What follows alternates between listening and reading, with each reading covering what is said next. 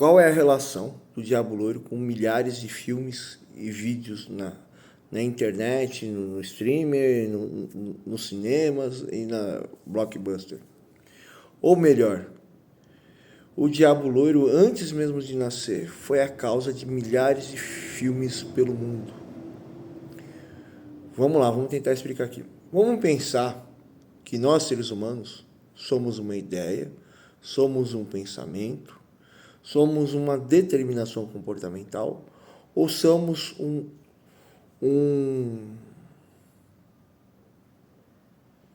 algo que não entendemos, porém algo que é infinito, que existe um fim, um objetivo, uma determinante, né?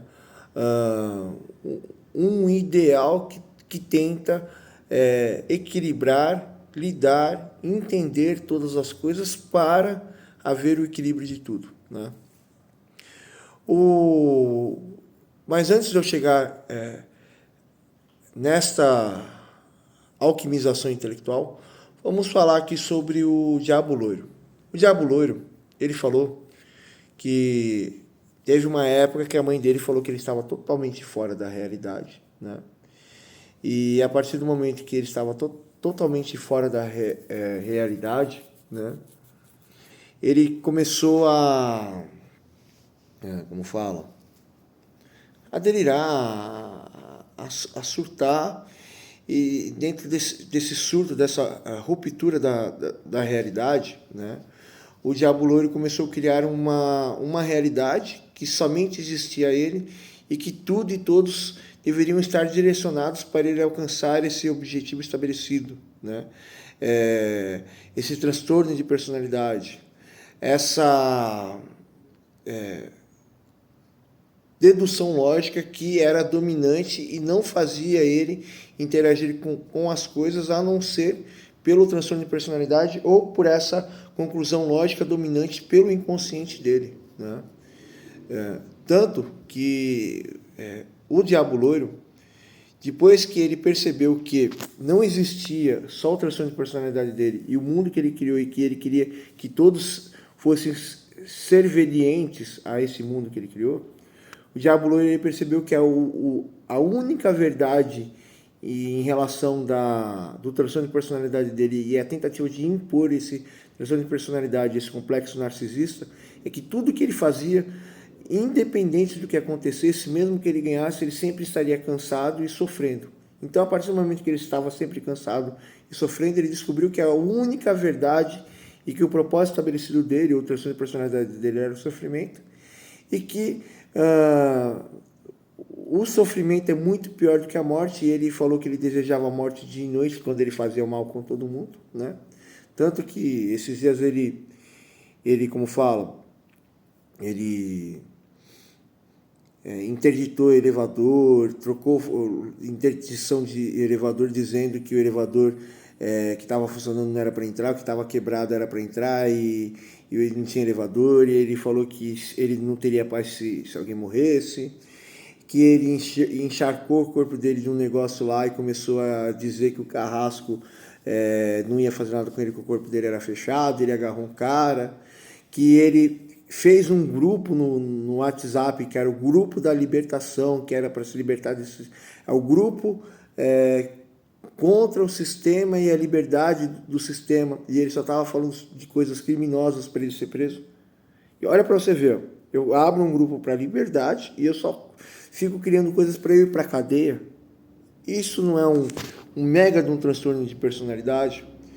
E ele só aprontando, mas voltando à questão aqui, o Diabo ele estava fazendo um mantra assim, ele estava fazendo vários mantras: eu sou o motor sou eu sou mal, eu causo mal, eu vivo mal, eu domino mal, eu imponho mal, eu prolifero mal, e depois eu destruo o mal, mostrando que eu sou o mal maior. Ele estava assim, numa loucura total. Mas voltando à questão aqui, o Diabo Loiro ele disse que a única verdade era o sofrimento e que existe um mundo, e esse mundo é cheio de ideias, esse mundo impõe as pessoas terem tendências e comportamentos, e cada pessoa tem um mundo, e que a única verdade era fazer com que as pessoas vissem a verdadeira forma de sofrimento e que ele seria o mensageiro do sofrimento e que ele imporia o sofrimento no mundo e na humanidade e que, como fala, e que a única verdade é que o sofrimento é a causa de toda existência e que todos deveriam sofrer até o último dia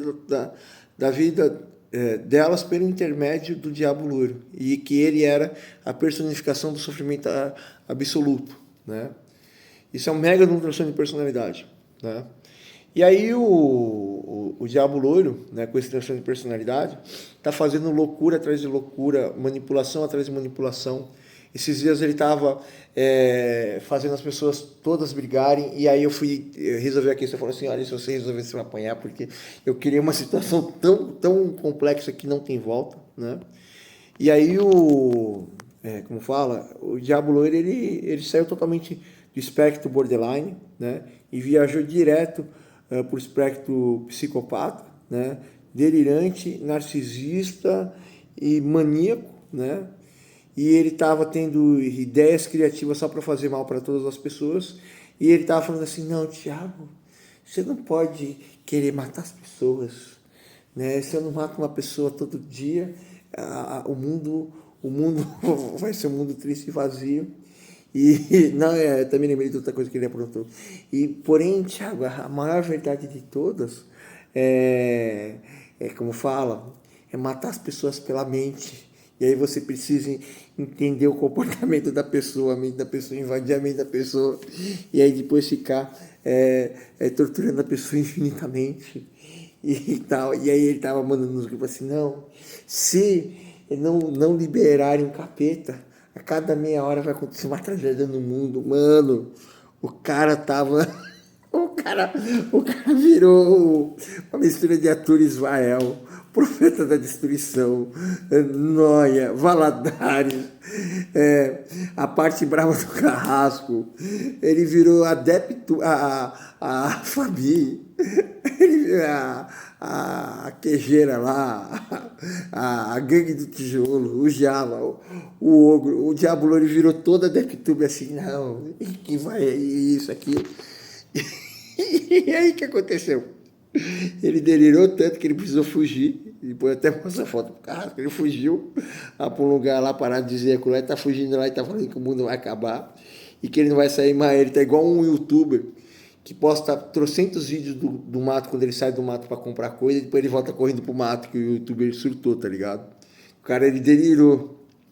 Ele foi para a Argentina, depois ele sai da Argentina e não sai mais do mato. Ele sai do mato, grava um monte de vídeo, depois ele volta do mato. Ele nem tem mais canal. Ele era motorista de Uber, ele era conservador, ele era um moreno magrinho, né?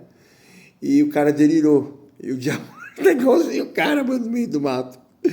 Ai, bicho. Tá louco, mano. Tá babando. Tá babando. Bicho, o cara fica de noite delirando. Aí tá falando que se não soltarem o capeta... Eu não posso contar as coisas que ele fala aqui, literalmente, porque eu vou pra cadeia. Aí tá falando que se não soltarem o capeta, ele a cada meia hora vai acontecer uma tragédia da humanidade, bicho. E gritando, Carrasco tá aqui, descobriu todo o mal que eu tô fazendo. Meu Deus, eu tenho corpo fechado, eu tô morro, Carrasco não vai me levar. Ai, mano do céu, mano. O cara fica... É delírio sobre delírio. Tá, eu expliquei o conceito de Apolônia. Estou aqui ainda. Agora vamos explicar outro conceito aqui. Esse conceito aqui de ruptura da realidade,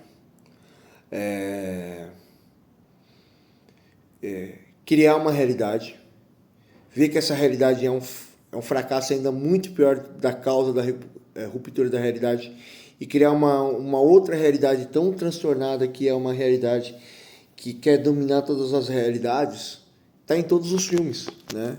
E todos os filmes colocam um jovem, uma criança que sofreu um trauma, tanto de um lado ou do outro, um herói ou um vilão, né? Ou pior, o vilão e o herói é o seguinte, é tudo aquilo de bom da pessoa, que está dentro de uma ruptura da realidade e está dentro de uma guerra dele mesmo, com outro lado que só está querendo fazer o mal, né? E a pessoa está totalmente perdida, né? E aí essa guerra da ruptura da realidade para tentar retornar à realidade é um surto esquizofrênico, né? E a pessoa não está conseguindo juntar Lé com Cré. Tem vários filmes que são assim objetivamente, mas todos os filmes são assim. Mas voltando à questão assim, nesse contexto entre a luta entre o bem e o mal. Voltando ao contexto, o jovem ele tem uma realidade dele, aquela realidade é invadida, é destruída, ele fica totalmente perdido, ele precisa reencontrar a sua realidade nos 12 passos do herói. Ao reencontrar a sua realidade, como fala, ao reencontrar a sua realidade, ele vai fazer uma luta, ele vai perder totalmente, e aí ele vai ou se entregar totalmente ao mal, ou ele vai tentar transcender o mal, né?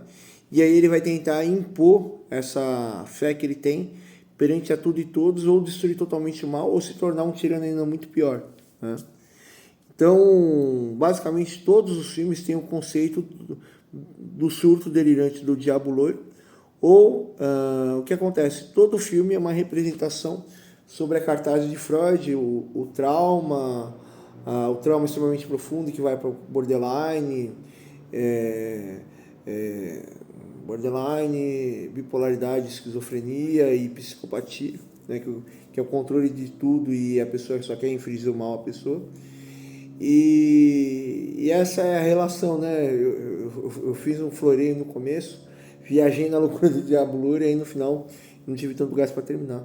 Mas tenta ver um filme e ver essa magia, que é uma pessoa que sofreu um trauma, que é um super-herói, ou o vilão, que é um psicótico, que o psicótico ele só consegue infligir a dor do trauma dele e o super-herói ele chega a superar, ele chega, como fala, a perder, a correr atrás, a superar, a perder tudo e renascer das cinzas para salvar tudo, né? Então, o Diabo Loiro está em todos os filmes e todos os filmes estão no Diabo Loiro. O Diabo Loiro é universal, é do botão do capeta. Falou aí para vocês.